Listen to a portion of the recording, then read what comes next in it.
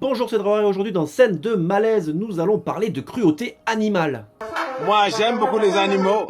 Parce qu'il se trouve que dans le cinéma, parfois les animaux, ils prennent cher. Alors il se trouve que parfois c'est pour de faux, mais malheureusement, parfois c'est pour de vrai. Et aujourd'hui dans cette vidéo, on va parler de vrai, c'est-à-dire qu'on va voir de la vraie cruauté animale, il n'y a pas d'effets spéciaux, il n'y a rien. Donc si comme moi vous êtes un adorateur de nos amis les animaux, cette vidéo va probablement vous remuer très fort. Comme d'habitude, cette vidéo est réservée à un public averti, donc voilà, vous êtes avertis. Donc fort heureusement, aujourd'hui, on épargne un petit peu plus les animaux grâce au CGI, grâce aux effets spéciaux, grâce à toutes ces choses-là, qui font que on n'a pas besoin de leur faire du mal, mais à l'époque, c'était une autre paire de manches. Alors on a quasi plus de morts d'animaux maltraités aujourd'hui. Alors je dis quasi parce que dans encore quelques films aujourd'hui, il y a eu apparemment, les sources sont à vérifier, mais il y a eu des animaux qui ont été maltraités. Dans des films comme Very Bad Trip, Pirates des Caraïbes, Harry Potter ou encore la série Game of Thrones, il y a des animaux qui ont été maltraités. Alors peut-être qu'ils ne sont pas décédés, mais vraiment il y en a qui en ont vraiment chié. Oui, dans Harry Potter, ils auraient laissé un hibou pendant 6 semaines à l'extérieur dans le froid, dans une cage, donc enfermé en permanence, et dans sa merde. Il était dans sa cage pleine de merde pendant 6 semaines. Déjà, juste imagine à l'époque le nombre de westerns et de péplums qui sortaient au cinéma et le nombre de chevaux qui sont tombés dans les chutes, voilà, pendant les guerres et tout.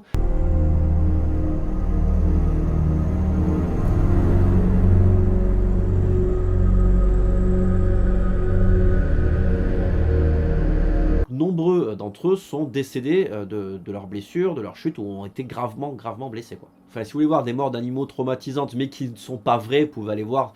Il y a un Watch Mojo qui a fait un top. Voilà, je suis absolument pas en partenariat avec eux, mais ils font tellement de vidéos que il y a ce top qui existe. Allez, on y va. Générique.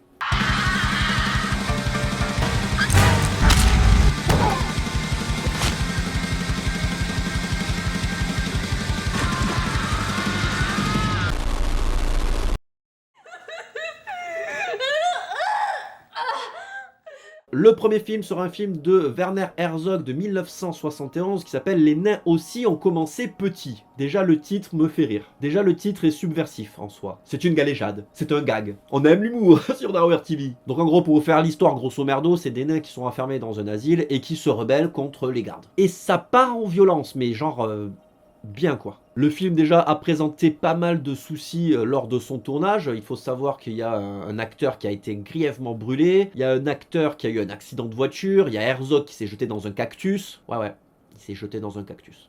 No, it's not self-destructive to jump into a cactus. It was just showing them, giving them a little fun and... Donc le film se veut être une critique du totalitarisme. Et on y voit un moment, une scène avec un singe crucifié. Alors attention, le singe n'est pas mort, enfin voilà, ils n'ont pas planté les clous comme dans Jésus à l'intérieur des mains, mais il est quand même ficelé par les poignets et par les chevilles sur une croix et les nains déambulent avec lui dans la rue. Donc on voit le singe clairement vivant et clairement conscient et clairement en train de souffrir, et ça, c'est pas cool. Alors oui, je vous ai mis une petite vidéo d'animaux qui font des attaques ici, je trouvais ça marrant. Bon je vais vous montrer la scène, donc accrochez-vous, c'est parti.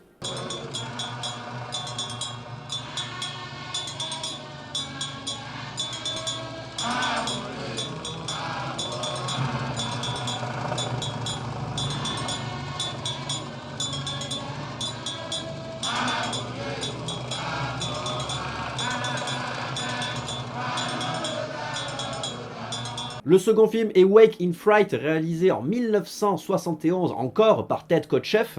Et le film, brièvement, parle d'un gars qui se retrouve dans une ville d'Australie où il y a plein de zozos un peu bizarres qui boivent de la bière et qui butent des kangourous. Et donc, effectivement, à un moment, il y a une chasse aux kangourous. Et bien, cette chasse aux kangourous était réelle, à balles réelles. C'est-à-dire que les kangourous que vous voyez sur cette scène sont vraiment morts pour le film. C'est parti.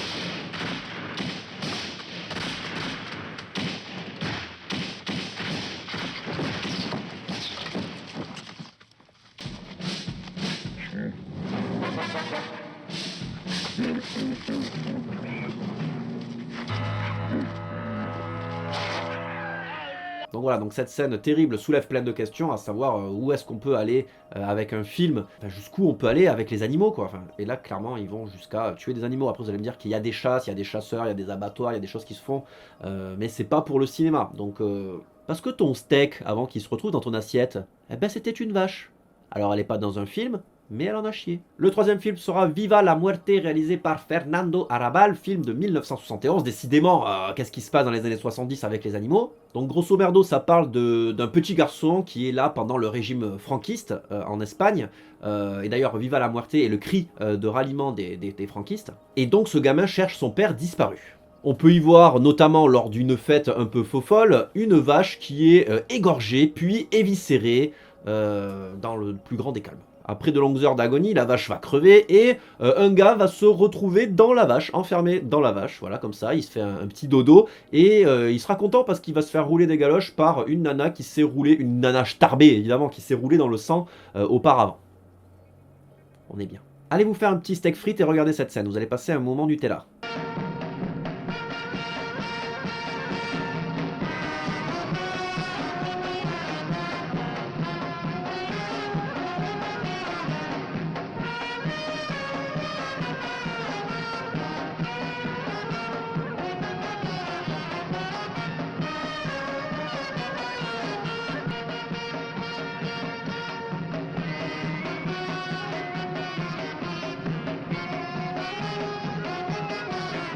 Le quatrième extrait sera tiré du film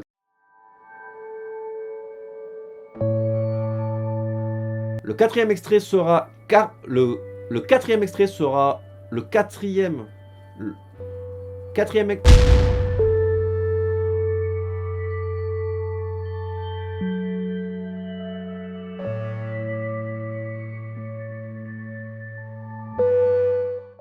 Le quatrième extrait sera tiré du film Carne de Gaspard Noé. Donc comme vous le savez, j'aime beaucoup le cinéma de ce bon cher Gaspard, de ce bon cocorico de Gaspard. Où est le rayon de films érotiques? Qui nous a fait des films comme, je sais pas, comme Climax récemment. Irréversible et Seul contre tous par exemple, qui sont des petits chefs-d'œuvre pour moi, qui permettent de ressentir un petit peu le cinéma. Enfin franchement on est assez remué. Et dans Carne, dans cette scène en tout cas, un cheval va se faire égorger. C'est d'une violence inouïe, mais en même temps, comme je vous le disais précédemment, ça fait réfléchir sur comment ce qu'on va manger nous en tant que carnivore, en tout cas, enfin s'il y a des végétariens vous n'êtes pas concernés, mais comment ce cheval, comment cette viande va se retrouver dans ton assiette. Et d'ailleurs la souffrance du cheval va être cutée directement avec l'assiette de quelqu'un qui est en train de manger de la viande, quoi. Et puis le film s'appelle Carne. Peut-être que ce cheval allait crever de toute façon, quel était l'intérêt de le filmer, si ce n'est de poser, en tout cas aux gens, la question de la provenance de la viande. Alors je dis pas que c'est justifié, mais je dis que de toute façon, il y a des chevaux qui crèvent pour qu'on puisse les bouffer. Hein, ça, il faut le savoir.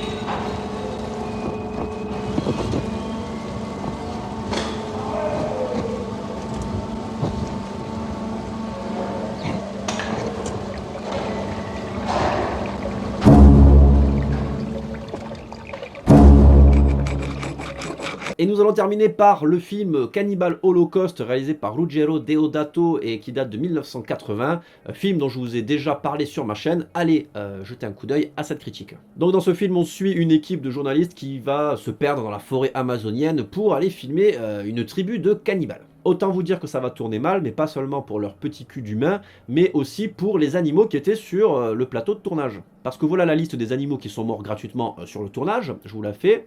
Donc il y avait un petit rongeur.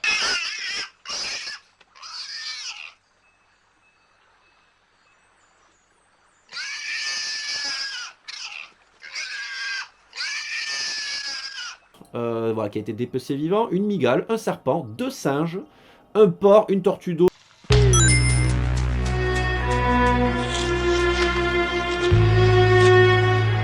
Et sans doute des moutons pour les viscères. Voilà. Donc, je peux vous dire que c'était quand même l'hécatombe animalière, parce que voilà, tous ces animaux sont morts pour le film et sans aucun but. Alors, ils ont été mangés derrière, hein, apparemment, mais pas tous en fait. Et après, Ruggero Deodato a dit qu'il a regretté quand même faire ça. Mais aujourd'hui, quand tu regardes Cannibal Holocaust et que tu sais ça, que tu connais la cruauté qu'il y a eu envers ces animaux, tu n'apprécies pas le film, en fait. Ou pas de la même façon, en tout cas. Et d'ailleurs, Deodato, même s'il a regretté, il a été condamné, quand même, pour ça. Hein, voilà, je tiens à vous le dire. La justice a fait son travail. À la base, Deodato, lui, tout ce qu'il voulait faire, c'est un film sur le journalisme et dénoncer un peu le sensationnalisme, c'est très dur à dire, qu'il y a autour du journalisme, c'est-à-dire qu'on veut en montrer toujours plus, on veut montrer des images toujours plus terrifiantes, toujours plus choc. D'ailleurs, on peut le voir aujourd'hui, hein, c'est toujours la même. Et donc voilà, donc ces journalistes voulaient ramener des images chocs, et autant dire que ils les ont pas ramené les images, mais elles restent choc. Hein. Donc là, vous allez voir une décapitation de singe. Allez, c'est parti.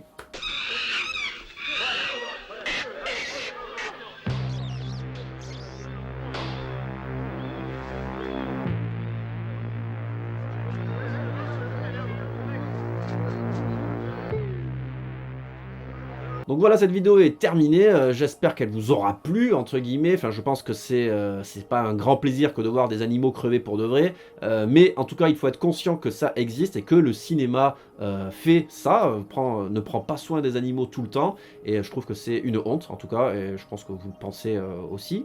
Enfin, j'espère en tout cas. Donc c'était une vidéo, enfin de toute façon les vidéos de malaise, les scènes de malaise sont là aussi pour montrer et ce qu'il y a de plus terrifiant au cinéma, les choses qui vont nous faire le plus réagir, qui vont nous mettre dans un malaise.